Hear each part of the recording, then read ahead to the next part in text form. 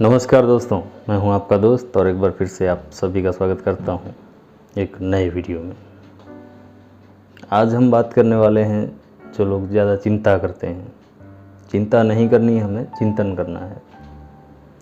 पहले तो हम इसे एक स्टोरी से समझेंगे। एक आदमी था, वो अपने गांव में रहता था।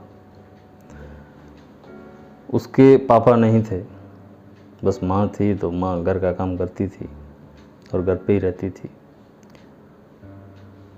उस इंसान को उनकी पापा की ओर से एक मकान मिला हुआ था और 2-3 गाय भैंस थी उसके पास में। उसे कोई चिंता नहीं थी, कोई टेंशन नहीं था। उसको जब मन करता था वो खेत पे चला जाता था, अच्छे से खेती करता था, पाक लेता था और मस्त मज़े में चलता था उसका जीवन। पेट भर के खा लेता था, गाय भैंसों को धो के वो दूध पी लिया करता था। और वो दूसरों को बोलता था कि ये चिंता विंता करनी नहीं होती। तो आराम से वो जीवन निकाल रहा था अपना। फिर एक दिन जो गांव का मुखिया था, उसने एक आयोजन किया कुश्ती लड़वाने, दंगल। तो वो आदमी भी वहाँ पे पहुँच गया उस दंगल को देखने के लिए। और आसपास में जितने भी लोग थे वो सारे जो दंगल लड़ते हैं उसमें जो हिस्सा लेते हैं वो सारे नामी गिरामी आए हुए थे वहाँ पे। पर जो मुखिया का जो था मेन प्लेयर, जो लड़ने वाला था कुश्ती औरों के साथ में, वो बहुत मजबूत था। और उसको देख के कोई भी पहलवान उसके सामने जाने की हिम्मत नहीं हुई, किसी के भी। कोई भी नहीं जा रहा था उसके पास कि इसके साथ हमें नहीं लड़ना है। तो वहाँ खड़े सारे लोगों ने डिसाइड किया कि बिना दंगल लड़े ही हम इनको विनर घोषित कर देते हैं कि विजेता ये हैं। वो आदमी देख रहा था और सामने जो वो पहलवान था वो अहंकार आ गया उसमें।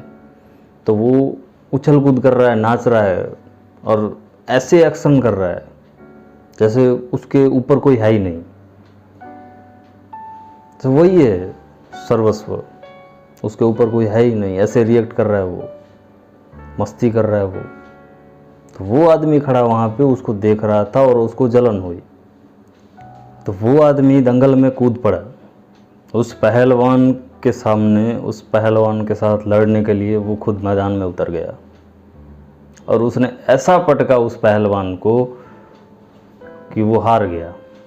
वो पहलवान खड़ा ही नहीं पा रहा है। ऐसे जुनून में जाके उसने जो पटकनी दी उस पहलवान को, वो आदमी जीत गया। वो आदमी जीत गया तो मुखिया जी का आदमी था, वो जो प्लेयर था वो हार गया। तो मुखिया जी ने अपने समर्थकों से बात की कि अगर ये आदमी जीत गया, अगर ये आदमी इतना ताकतवर है और आगे बढ़ गया, तो आगे जाके क्या पता मेरे जो कब्जे में हैं वो सारे खेत छुड़ा लेगा। तो उसके लिए कुछ उपाय करना होगा। तो मुखिया जी के जो समर्थक थे उनमें एक बुद्धिशाली आदमी था। उसने मुखिया जी से बात की और उन्होंने घोषणा करवाई कि आज से जो भी उस आदमी का खर्चा है वो सारे मुखिया जी की ओर से होगा। खाना पीना, सूखे मावे, बादाम, जो भी उसको चाहिए वो सारे मुखिया जी देंगे। और जितना खाना है उनको, जितना पीना है उनको, वो सब सरपंच हैं जो मुखिया जी हैं उनकी ओर से होगा। पर एक शर्त होगी, क्योंकि शारीरिक ताकत के साथ साथ प्रभु की भक्ति भी होनी चाहिए। तो उस आदमी को क्या करना होगा, सुबह 4 बजे और शाम को जैसे दिन ढलता है उस टाइम पे उस आदमी को हर रोज़ मंदिर में जाके दिया जलाना है और घंटी बजानी है। भगवान का नाम है, मंदिर का काम है और ये अच्छा कार्य है, तो सीधी सी बात है कोई भी मना नहीं करेगा। मंदिर में दिया जलाना नेक काम है, इससे किसी को क्या आपत्ति हो सकती है। सभी वहाँ जो लोग खड़े थे उन्होंने तारीफ़ की मुखिया जी की कि मुखिया जी ने बहुत अच्छा काम किया है। और उन सब लोगों को देख के ये आदमी भी खुशी खुशी में हामी भर देता है कि ठीक है भाई, मैं सुबह हर रोज़ 4 बजे दिया जला दूंगा और शाम को भी शाम ढलने से पहले दिया जला दूंगा, घंटी बजा दूंगा। वहाँ से वो आदमी घर पे आया और घर पे आके वो खाना खा के लेट गया और सोने की कोशिश कर रहा है, मगर उसको नींद नहीं आ रही है। अभी वो सोच में पड़ गया है कि क्या पता 4 तो नहीं बज गए। अभी उसके मगज में, उसके माइंड में बस वही बात चल रही है कि कहीं सुबह तो नहीं हो गई। वो उलट पुलट हो रहा है, उसको नींद नहीं आ रही है। फिर वो बार बार बाहर जाके देखता है कहीं सुबह तो नहीं हो गई, कहीं सुबह के 4 तो नहीं बज गए। अभी वो न सो पाता है, न दिन में भी सही से नहीं रह पाता है, क्योंकि घर का काम भी उसको करना है, खेती का काम करना है, गाय है, भैंस है, और ये टाइमिंग भी तो एडजस्ट करनी है। तो अभी वो दोपहर में भी वही देखता रहता है कि मेरा टाइम कब होगा, आराम करूँगा, अगर नींद आँख लग गई, नींद आ गई तो फिर मेरा टाइम चूक जाऊँगा। अगर एक दिन का होता तो वो चला लेता, पर ये बात उन्होंने करी थी, हर रोज़ उनको ये कार्य करना है। वो पेट भर के खाता था पर उसको पाचन नहीं होता था। क्यों? क्योंकि मन में वही चिंता थी उसको कि टाइम न निकल जाए, मुझे जो कार्य दिया गया है उस टाइम पे अगर वो कार्य नहीं हो पा गया तो जग हंसेगा मुझ पे। बादाम खा रहा है, दूध पी रहा है, घी खा रहा है, और उसकी सेहत डाउन होती जा रही है दिन ब दिन। और जैसे हर साल वो लोग दंगल करते हैं, स्पर्धा होती है, तो इस साल भी वो स्पर्धा होने वाली थी। सब ने उसको बुलाया, वो दंगल में गया, और शारीरिक रूप से इतना वो कमज़ोर हो चुका था कि वो दंगल में हार गया। मुखिया जी को बहुत अच्छा लगा, उसके जो सहायक थे उन्होंने जो आइडिया दिया था, उपाय बताया था उनका, जो उसमें वो सफल हो गए और वो आदमी हार गया। पूरा गांव उस पर हंस रहा था। तो ये होती है चिंता, कि अगर उसने चिंता नहीं करी होती तो वो आदमी हारता नहीं। विद्वानों ने चिंता को चिता से भी अधिक घातक बताया है। चिता तो सिर्फ मुर्दे को जलाती है, पर चिंता जो है वो जीते जिंदा आदमी को ही खा जाती है। चिंता 2 कारणों से होती है, एक होता है अज्ञान और दूसरा होता है आत्मविश्वास कम होना, जिसमें आत्मविश्वास ही नहीं होता है।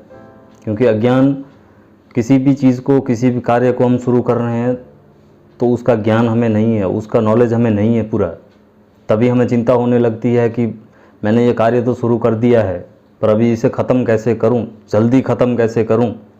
क्यों? क्योंकि हमें उस चीज़ का ज्ञान नहीं है। काम तो शुरू कर दिया हमने, पर बिना ज्ञान के कार्य शुरू किया है, तभी चिंता हो रही है। स्पष्टीकरण नहीं है उस विषय का, उस वस्तु का, तभी हमें चिंता होने लगती है। और दूसरा कारण है आत्मविश्वास। खुद में विश्वास नहीं होता है कि मैंने जो डेट मांगी है उस डेट पे मैं ये कार्य पूरा कर सकता हूँ, मैं इस डेट तक कर सकता हूँ। खुद में विश्वास नहीं होता, उस वजह से चिंता जो है वो अपने अंदर में पनपने लगती है। शहरी विस्तार में 90% लोग पेट की बीमारियों से परेशान है। किसी को अपच हो रही है तो किसी को एसिडिटी हो रही है। वो सब लोग डेली डॉक्टरों के पास, वैद्यों के पास चटनी चूरन लेते हैं और काम चला लेते हैं, पर असल में उनको चिंता के ऊपर ध्यान जाता ही नहीं है कि हमें ये चीज़ें हो क्यों रही हैं। असल में ये जो चीज़ें हैं ये पेट तक ही सीमित नहीं रहती हैं, फिर धीरे धीरे ये हमारे मस्तिष्क तक आ जाती हैं।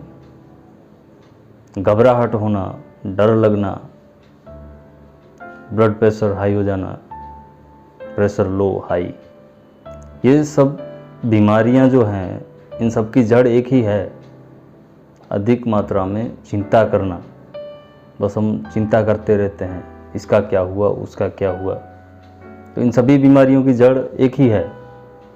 चिंता अपने आप में निर्मूल है, लेकिन इससे जो बीमारियां हो रही हैं, इससे जो रोग हो रहे हैं, उसके ऊपर हमें ध्यान देना होगा।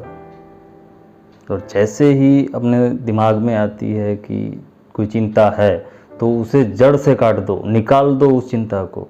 क्योंकि अगर एक बार आपके मन में ये आ गया, अगर आपके दिमाग में एक बार आ गया तो ये फिर बार बार होता रहेगा, बार बार चिंताएं आती रहेंगी। चिंता मत करिए। इस चिंता नाम की कांटीली झाड़ी को हम उठाकर फेंक सकते हैं। ठोस निर्णय के बल से, ठोस निर्णय नाम की तलवार से हम उसे जड़ से हटा सकते हैं।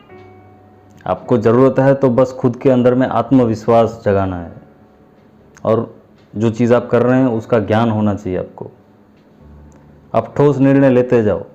आप जिस कार्य को कर रहे हो उस कार्य में अगर आपको पूरा ज्ञान है, पूरा नॉलेज है, तो आत्मविश्वास खुद में जगा के रखिए और विश्वास रखिए कि मैं ये कार्य शुरू कर रहा हूँ, मैं कैसे भी करके इसको पूरा कर जाऊँगा। तो मैं तो ये कह रहा हूँ कि चिंता नाम की चीज़ कभी आपके अंदर में आएगी ही नहीं।